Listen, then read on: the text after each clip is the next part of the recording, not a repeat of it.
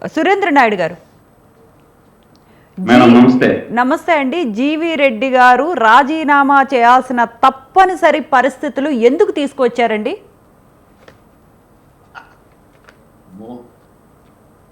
ముందుగా మీకు ప్యానల్లో ఉన్నటువంటి పెద్దలకి, అదేవిధంగా స్వతంత్ర న్యూస్ వీక్షిస్తున్నటువంటి ప్రేక్షకులకి నమస్కారం చేసుకుంటూ, ఈరోజు మనము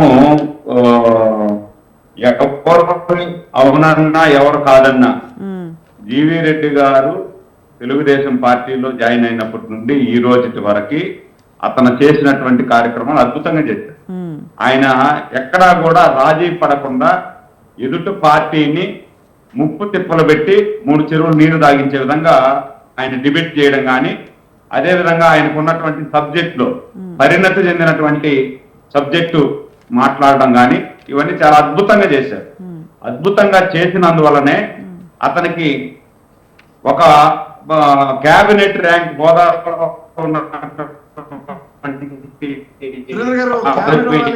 ఆయనకి ఇవ్వడం జరిగింది. ఇచ్చిన తర్వాత ఈ రోజు ఆయన బలి కావడానికి కారణం ఏంటంటే, ఏదైతే జగన్మోహన్ రెడ్డి గారు ముఖ్యమంత్రిగా ఉన్నటువంటి సందర్భంలో వాళ్ళకు సంబంధించినటువంటి, అంటే వాళ్ళ పార్టీకి సంబంధించినటువంటి సోషల్ మీడియా చూస్తున్నటువంటి సోషల్ మీడియా చూస్తున్నటువంటి వాళ్ళకి అందరికీ కూడా ఈ ఫైబర్ నెట్ ద్వారా జీతాలు పంపించారు. దాదాపు 400 పైసలకు మందిని అక్కడ జాయిన్ చేసి ఈ గవర్నమెంట్ సంబంధించినటువంటి ఫైబర్ నెట్ దగ్గర నుండి వాళ్ళకు జీతాలు అందించారు అనేది ఆయన లేవనెత్తినటువంటి ప్రశ్న. ఆయన ఆ 400 మందిని తొలగించాలి అని చెప్పి చైర్మన్ హోదాలో నేను చెప్పినా కూడా ఐఏఎస్ గా ఉన్నటువంటి దినేష్ నా మాట పట్టించుకోలేదు. మళ్ళా 3 నెలల ఇది దాదాపు ఇప్పుడు 7-8 నెలల నుండి జీతాలు ఇస్తూ మళ్ళా ఈ మంత్ లో కూడా జీతాలు ఇచ్చేదానికి చార్ట్ ప్రిపేర్ అయింది అనే దాంతో విభేదించాడు ఆయన. ఇలా నేనేమంటానంటే, అద్భుతమైనటువంటి వ్యక్తిత్వం ఉన్నటువంటి జీవి రెడ్డి గారు, నేను నా పార్టీలో ఉన్నటువంటి కార్యకర్తలే కాదు, ఎవరైనా కూడా అతను చేస్తున్నటువంటి పోరాటం, అతను చేసినటువంటి కార్యక్రమాలు మెచ్చుకుంటారు, ఇర్రెస్పెక్ట్ ఆఫ్ పార్టీస్. ఎందుకంటే ఆయన ఆయన ఆయన పరిణతి చెందినటువంటి వాక్చాతుర్యం కానీ, ఆయన మాట్లాడే తీరు కానీ ఆకట్టుకున్నాడు అందరినీ కూడా. కాకపోతే ఈ రోజు ఏదైతే ఈ 400 మంది ఉన్నారు అనేది డైరెక్ట్ గా మీడియా ముందుకు రాకుండా గౌరవ ముఖ్యమంత్రి గారి దగ్గరికి వెళ్ళి, సురేంద్ర నాయుడు గారు సురేంద్ర నాయుడు గారు ఆయన చేసిన తప్పు అంటే నిజంగా చెప్పుకోవాలి అని అంటే మీడియా ముందుకు రావటం ఒక్కటే కదా ఆయన చేసిన తప్పు? మీకు అదొక్కటే కదా కనిపిస్తోంది? నేను అనేది పార్టీ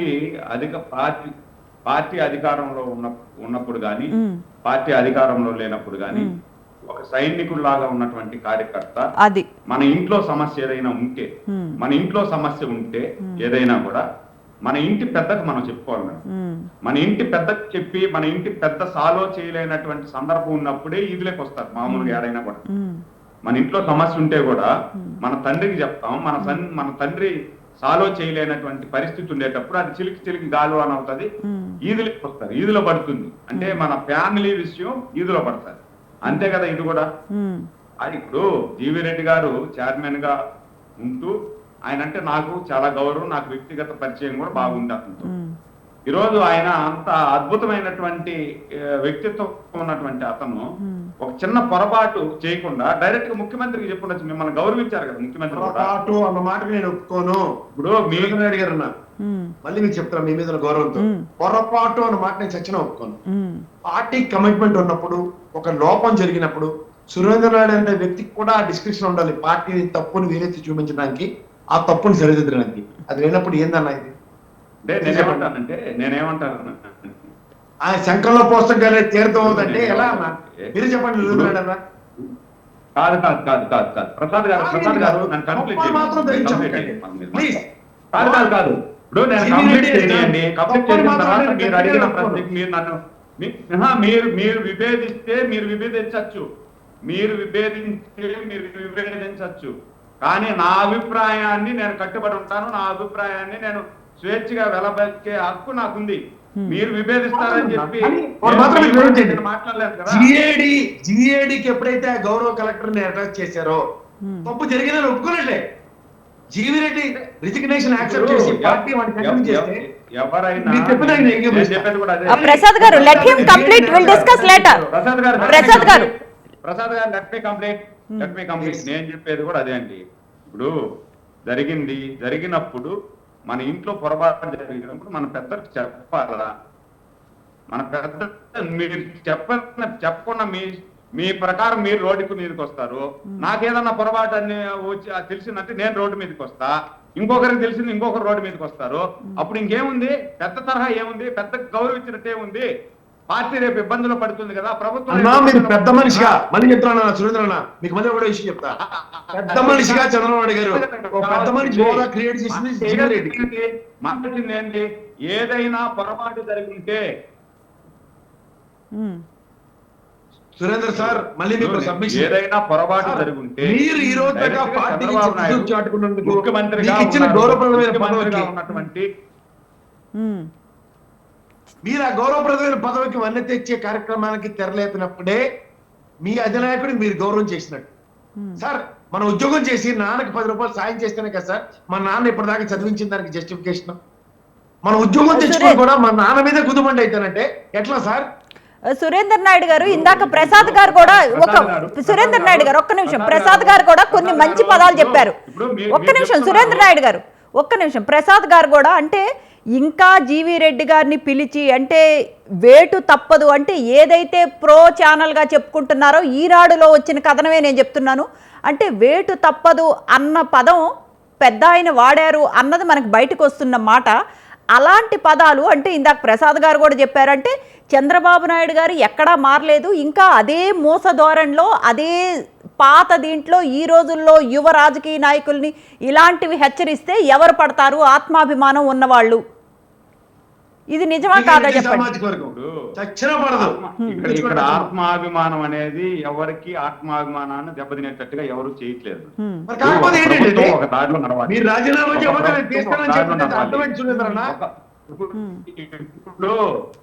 ఇప్పుడు ప్రసాద్ గారిని అడిగారా నన్ను అడిగారు మేడం? మీరు చెప్పండి సురేందర్ నాయుడు గారు చెప్పండి. నన్ను అడుగుతున్నారా ప్రసాద్ గారు?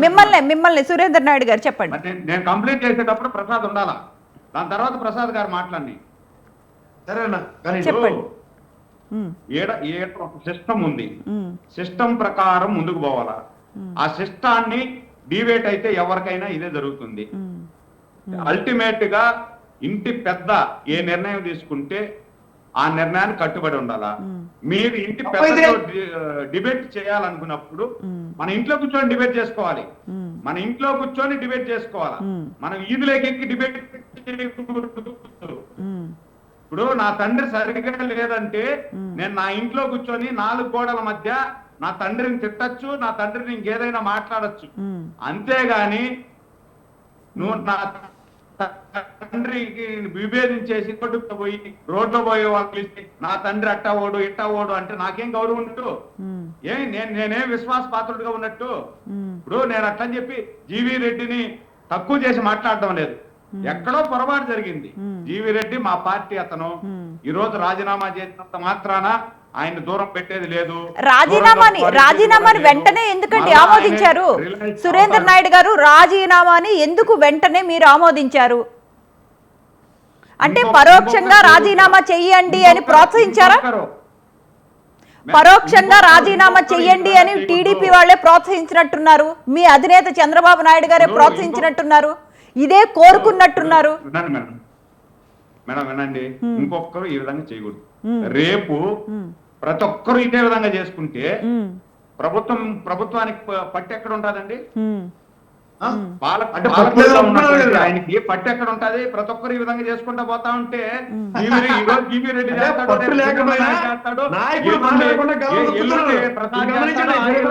చేస్తారు. కాబట్టి ఇది ఒక హెచ్చరిక లాంటిది. ఎవరైనా కూడా కట్టుబడి ఉండాలి. ఏది ఇష్టానుసారం మీరు చేసుకుంటా పోతే జరిగేది ఈ విధంగా జరుగుతుందని ఒక హెచ్చరిక జారీ.